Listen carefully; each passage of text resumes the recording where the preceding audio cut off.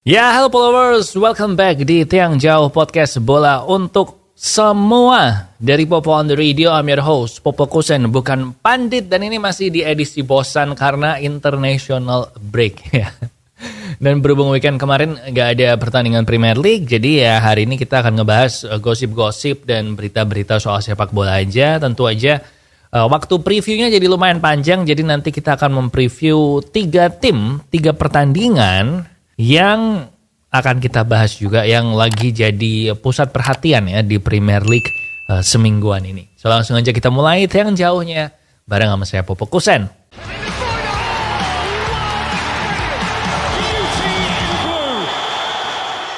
Ahli geologi itu berpendapat ya, bahwa kadang-kadang sesuatu yang menyerupai gempa bumi bisa jadi sebenarnya cuma tremor. Alias tremor itu semacam gempa kecil yang nanti akan disusul oleh gempa asli yang jauh lebih besar. Gempa yang sebenarnya.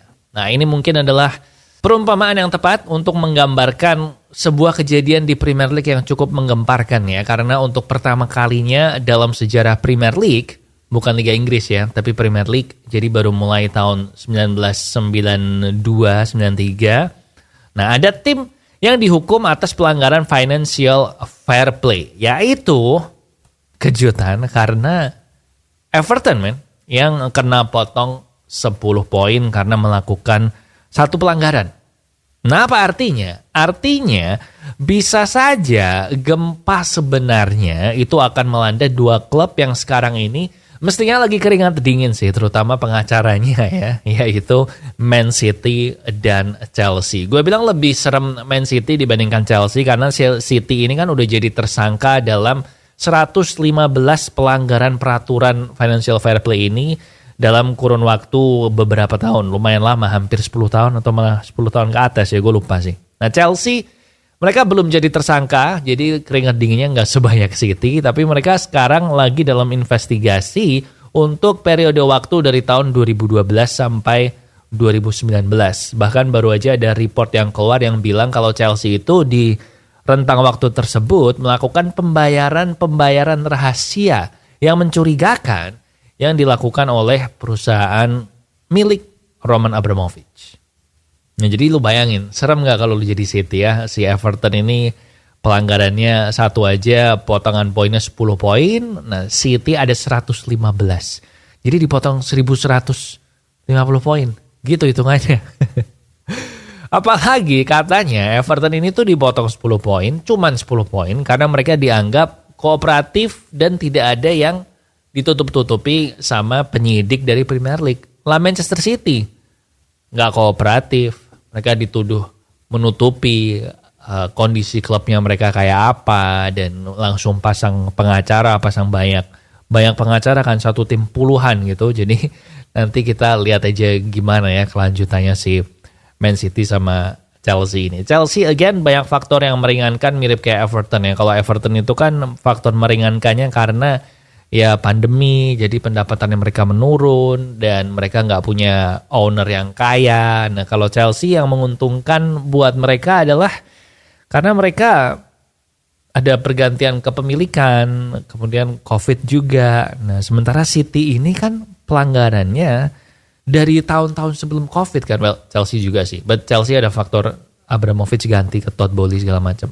Jadi kesimpulannya apa? Kesimpulannya menurut gue kalau memang kedua tim ini dihukum, saran gue sih selain degradasi ya, kalau memang mereka takut City didegradasi terus kualitas Premier League menurun, saran gue sih dipotong 50 poin kayaknya seru sih buat Man City ya. Jadi bayangin, Man City itu kan dari musim ke musim kisaran poin yang dia dapat tuh di 90 sampai 100 kan.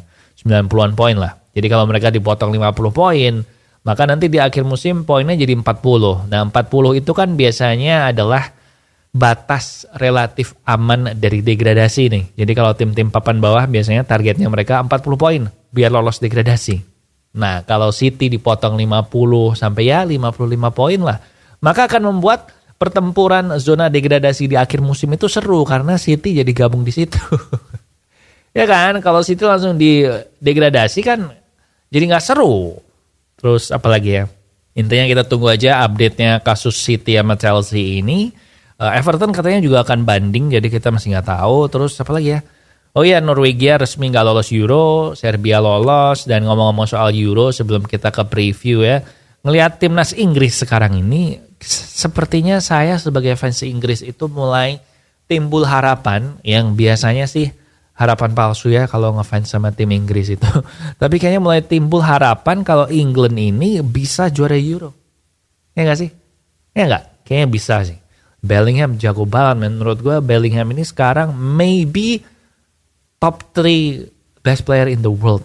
Top 3 atau top 2 yang lagi mainnya gak sih? Kayak dia, Mbappe, Haaland ya gak sih? Top 3-nya itu gak sih yang lagi main? But ya kita tunggu aja. Oke, sekarang waktunya buat preview pertandingan Premier League weekend ini. Dan ada 3 partai pilihan Popo minggu ini. 3-tiganya melibatkan tim yang tadi kita bahas sepanjang episode, yaitu Man City, Chelsea, dan Everton.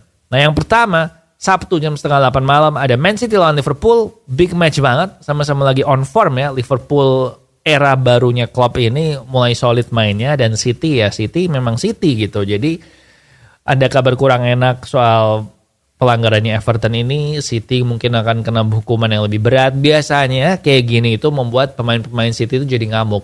Jadi feeling gue sih kayaknya City bakal menang. Tapi mengingat ini adalah pertandingan pertama setelah international break kan ya. Apalagi kick off-nya siang kan, early gini kan. Masih matahari terik, jam makan siang kan di Inggris. Nah biasanya tuh kualitas pertandingannya gak bakal sebagus kalau di jam 10 malam ke atas waktu Indonesia. Jadi masih ada jet lag dikit, panas juga. So expect pertandingan yang alot, tapi skornya kemungkinan ya di 1-0, 1-1, 2-0, maksimal 2-1 lah feeling gue kayak gitu. Haaland katanya cedera kan, dia kemarin gak main di pertandingan Norwegia yang kedua. Tapi mestinya aman sih, karena cedera ankle apa ya, pokoknya ankle ringan gitu, kayaknya gak sampai yang sobek atau gimana. So should be fine, mestinya main. Yang kedua, Sabtu jam 10 malam ada Chelsea melawan Newcastle. Nah Chelsea ini sebenarnya lagi bagus mainnya kan, terutama kalau ngelawan tim-tim besar, grafiknya naik terus. Kalau lawan tim kecil ya biasalah, mereka terus kumat gitu, nggak bisa ngegolinnya. Nah tapi Chelsea ini tinggal nanti menganggap Newcastle ini tim besar apa enggak. Karena Newcastle sendiri juga belum stabil ya sebenarnya performanya, kayak mereka 1 poin di bawah MU men. Jadi ya belum stabil kan kalau sampai di bawah MU itu. Jadi on paper harusnya Newcastle lebih diunggulkan, tapi Chelsea bisalah nyolong imbang atau kalau beruntung bisa menang. Tapi momentum saat ini gue bilang di Chelsea. Newcastle juga Kieran Trippier belum tentu main kan, dia kemarin mundur dari timnas karena ada personal reason, nggak tahu kenapa. Oke. Dan terakhir pertandingan ketiga yang akan kita bahas yaitu Everton lawan Man United minggu jam 11.30. Nah percaya nggak percaya, saat ini tim paling inform di Premier League di 5 pertandingan terakhir itu adalah Man United. Mereka menang 4 dari 5 pertandingan terakhir, dapat 20 poin ya. Kok 20 poin sih? 12 poin dari 15 yang tersedia, dan itu lebih tinggi dari semua tim di Premier League di 5 pertandingan terakhir. Nah mereka ketemu Everton yang baru aja dipotong poin 10 dan sekarang harus ada di peringkat ke-19. Tapi seperti kita ingat, ada yang namanya new manager bounce. Jadi ketika ganti manager, pertandingan debutnya tuh biasanya mainnya pada semangat, mainnya pada bagus, karena semacam audisi gitu kan. Oke, gue harus main bagus nih sama pelatih baru.